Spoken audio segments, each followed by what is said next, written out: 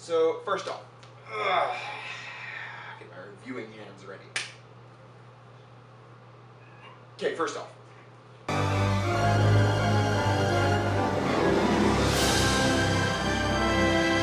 Hello, Internet. This is Pragmus, and today we're talking about the sequel to the film we talked about last week, because that's how we roll, I guess. Yes, but we're not going to continue that next week because... Too much Star Trek, too much Star Trek. Too much Star Trek. And besides, if you're not Star Trek fans, then yeah. Anyway, so first off, wait a second. Oh, you have the right hat today. Is that my trophy?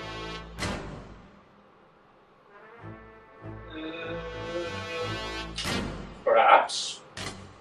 You know the trouble with trophies. The owner will always get revenge. Right. Star Trek, the slow motion picture, wasn't a major box office success, but it was enough of a success to encourage them to make a sequel. So, the offices immediately got more people and kicked Gene Roddenberry upstairs, because they didn't like his direction. They blamed him for the somewhat lackluster success of the first movie, the slow motion picture. And so, yeah, they worked on much less of a budget this time, and let me tell you, it paid off. They only had $11 million to work with, but the film made a whopping $97 million. That's a much better profit margin than the first one. They quadrupled their money! So what they did is they did some pretty creative rearrangements of sets, pretty creative ideas, and they reused a lot of stuff. And it worked really well. I mean, some of the sets were deconstructed, reconstructed, moved around a little bit, turned upside down, flipped around, whatever. And it worked. The best part about this film, though, is the character development. The thing we really didn't like about the first one is the fact that both the old and new characters felt like they weren't given that much development. They felt like stand-ins or cardboard cutouts. But this film, on the other hand, gives us real development with Kirk, seeing him growing older and wanting to go back out and just experience the universe like he did when he was a young man. And we have Khan on a warpath for revenge because the planet that Kirk left him on, big spoiler alert, blew up. Well, the planet didn't blow up. There's a planet next door that threw the other planet into a different orbit. Right. The thing that's interesting about this film is it goes through a lot of different themes. It has themes of aging, it has themes of revenge, it has themes of rebirth. It is extremely interesting to take a look at what themes it has and how they're executed, often quite subtly. And the conversation and the dialogue is very good too, because it feels like people are actually talking to each other, rather than the Nolan-esque exposition that we can sometimes get. The writing is better than the first one, and it works really great. It's Shakespeare and submarine warfare in space. What more can you ask for? That's what this film is. That is called a Pragmus Omega.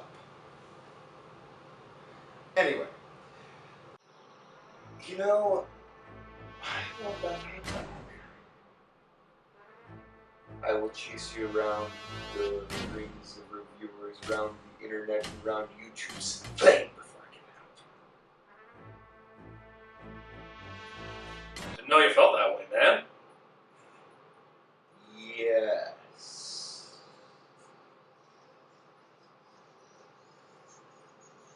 There are so many strong points to this movie, but when we're talking about the strong points, I think we need to acknowledge where it falls short.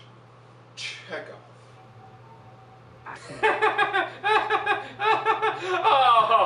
Oh, the bloody continuity.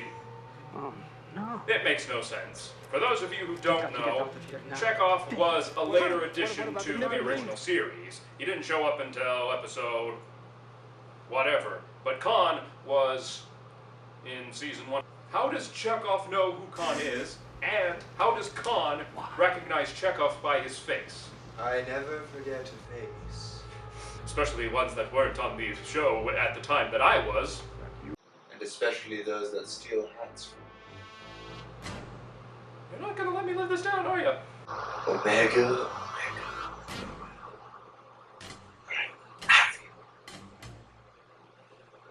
The continuity errors of Chekhov aren't the only thing that might need a little bit of polishing. Among that is Savik, who as a character, she's a Vulcan by the way, and as a character with the identity of Vulcans, she doesn't really fit in over well.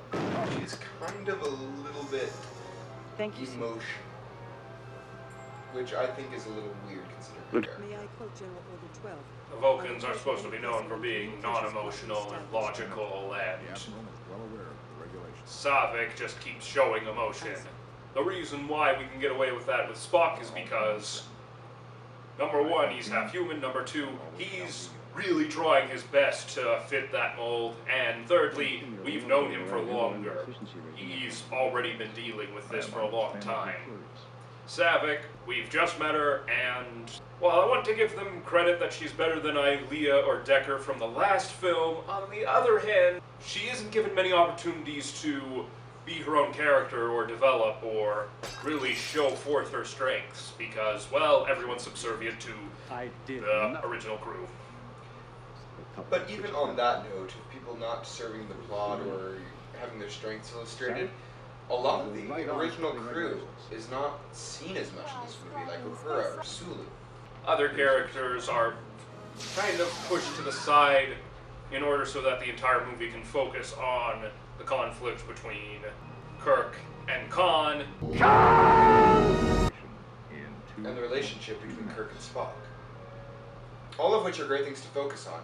It would have been just a little bit nice to have the whole crew. Yeah. Although McCoy and Scotty do get really great moments themselves, and Chekhov gets a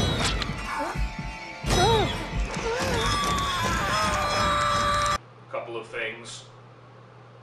Plus, then Chekhov gets to redeem himself in the end. And it's good to see that. Chekhov does not get enough love. He does not. Instead, he gets beaten. Hey, it's not an original Star Trek episode unless there's a Chekhov scream. I've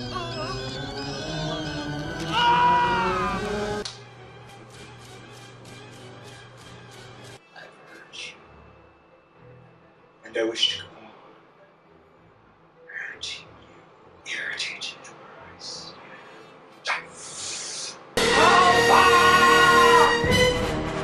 As this progresses, and as we learn more about Khan, as we learn more about his character, we find that there are some really interesting conflicts. For instance, he mentioned something that only original series fans would notice, the fact that the sand creatures caused the death of his wife, who was the crew member from this episode, which means that he's doubly mad at Kirk for leaving them on a planet that got turned into a dust bowl, and then killed off half his men, including his wife. And it creates a reasonable conflict. There's a reason he's mad at Kirk. He's angry, he wants revenge, he wants to lash out at something. I shall avenge you. I feel I look ridiculous. Do I look ridiculous? Probably.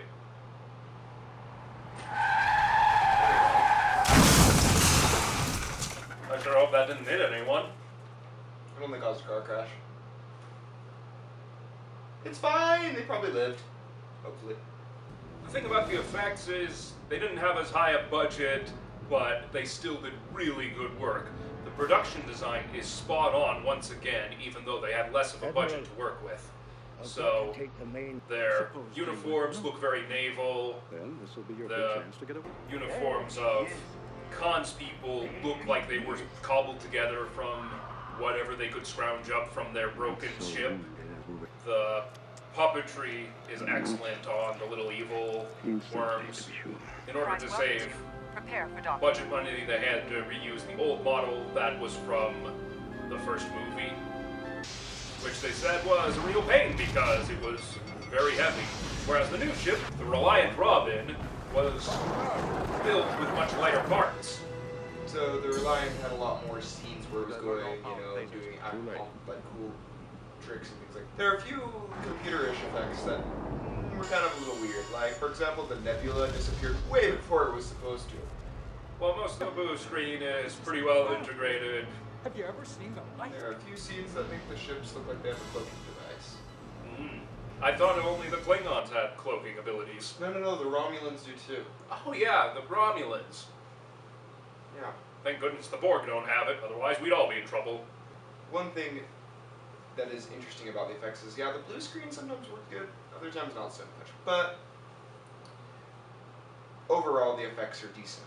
One thing that I love is a good Shakespearean actor. And Ricardo Montalban is everything you want in the antithesis to Kirk. He is cheesy as well, but in all the right ways, to the point where it's kind of cool. Like, dude. And it perfectly matches and antagonizes Kirk's own kind of conflicted but confident demeanor as a different type of Shakespearean actor. The problem comes when you then put somebody who's not a Shakespearean type actor with them. Insert Merritt Buttface, I mean Buttrick. Yeah, he's a good guy, I think. And he's a good actor. But this just isn't his style. Yeah. He comes off as being very soap opera. Which makes sense since he was a soap opera actor. Oh, who knew?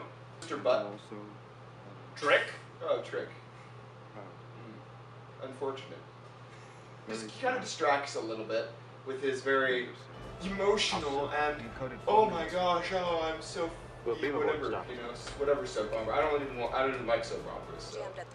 Yeah, unfortunately it doesn't work very well. Ricardo Montalban works great because he's in the same heightened sort of style that Leonard Nimoy and William Shatner are in, but Merritt Buttrick really does grate on you because even though it feels like there should be really good development here since this is the first time we've seen Kirk interact with a son of his, wow, that's really good luck. So yeah, that's gonna end up dropping the character. What will we rate this? Behold, the new Pragmus table of ratings. Story, we gave it a 93 out of 100. It was a pretty good story. It had some pretty good design. There were a few things that were a little bizarre, like some continuity stuff. But the fact is that it was so good that it kind of made up for it. There's a lot of great twists and turns, and it's kind of like Shakespeare in space with submarine warfare mixed in. And the characters, we gave an 86 out of 100. I mean, yeah, the characters are probably the weakest point. We didn't see much of the original cast as we wanted to. This topic was a little weird. Chekhov being where he's not supposed to, that was a bit bizarre. But, otherwise, the characters seem to work out pretty decently. Much better than the first one, even. The writing holds up really well, the dialogue sounds great, and the characters who are given development are given really good development, although the new character not getting any development was kind of a missed opportunity. The effects were decent, although sometimes a little bit jarring. But acknowledging the budget that they had and the amount of effort and work they put into it, we had to give it an 86 out of 100. The sound is great as well. There's a lot of great themes in the music. Which was done by James Horner, by the way, the composer for Titanic. So sound, we gave 92 out of 100. Which leads us to our overall quality, which we gave 95 out of 100. It's a really good movie. Everything fits together so well that we have to give it that high of a score, which averages out to 90.5 out of 100. Which means that it is now in the Pragmus Club. Along with 2 animated movies. We need to watch more live action films. Yeah, we do. So, buy it. So stay tuned for next time. This is Pragmus Alpha. This is Pragmus Omega. And we'll see you next time. Insert catchphrase! Yeah! Wait, hold on. We still haven't come up with a catchphrase? Who are you?